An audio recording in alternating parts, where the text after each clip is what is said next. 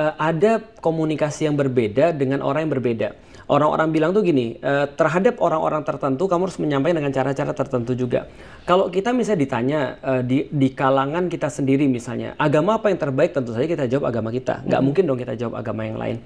Dan ketika ditanya lagi, kenapa menurutmu agama Islam yang paling baik? Maka kita akan kasih tahu beberapa argumennya. Tapi ketika ditanya oleh orang lain, misalnya atau agama lain, tentu saja kita harus menjawab dengan cara yang berbeda, meskipun esensinya sama. Iya.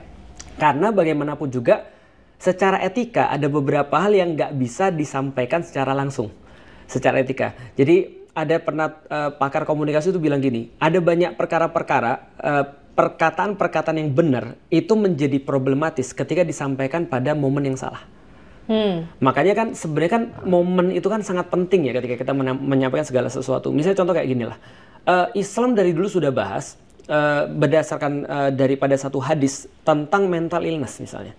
Tentang mental illness, waktu itu Rasul lagi mengunjungi satu orang anak kecil yang burungnya mati. Jadi dia sedih banget, sesedih-sedihnya. Bayangin yang mati cuma burungnya doang. Bagi kita ya. Tapi Rasulullah ketika kemudian engage kepada anak ini, dia sebelumnya nanya dulu ke orang tuanya, ini anak ngapain? Oh burungnya mati. Oh gitu. Kenapa burungnya mati gini. Rasul datang ke dia, tidak berbicara apapun kecuali bahasanya begini. Wahai Aba Umair, itu burungmu ngapain? Dalam bahasa Arab bagus, ya Aba Umair ma fa'ala nughayir. Jadi sama-sama belakangnya R. Rasul buat semacam kayak hiburan lah bagi dia. Rasul nggak nanya, kenapa burungmu bisa mati? Kamu ngapain? Dia tambah stres dong. Atau Rasul nggak bilang begini, burungmu aja baru mati. Gua gimana? Sahabat-sahabat gua mati. Bebanmu harus kayak begini. Ada nasib. Dia malah stres lagi kan itu. Maka Rasul kemudian mendekatinya dengan cara ya udah nyampein sesuatu pada momen itu dia perlu hiburan, dia perlu dibersamai, dia perlu tahu Rasul ada di situ bersamai dia. Udah cocok sudah selesai. Nah, balik lagi ke hidayah. Ada orang bilang begini, Ustadz, apa Ustadz pernah bilang pada ibu Ustadz bahwasanya dia tuh kafir? Coba bayangin. Ya, kalau secara hukum jelas ya.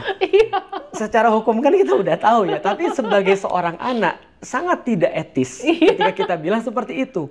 Sebaliknya juga berlaku. Kan kalau misalnya kita bahas tentang kemudian hidayah, kita bahas tentang misalnya ada muslim, ada yang bukan muslim dan segala macam. Nah inilah berlaku namanya etika.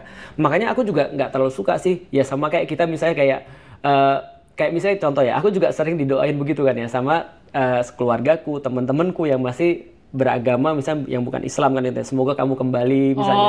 Semoga kamu mendapatkan. Itu juga nggak nyaman kan? Iya, kita juga nggak nyaman. Maka sebagaimana aku juga nggak nyaman, aku juga nggak mau orang seperti itu.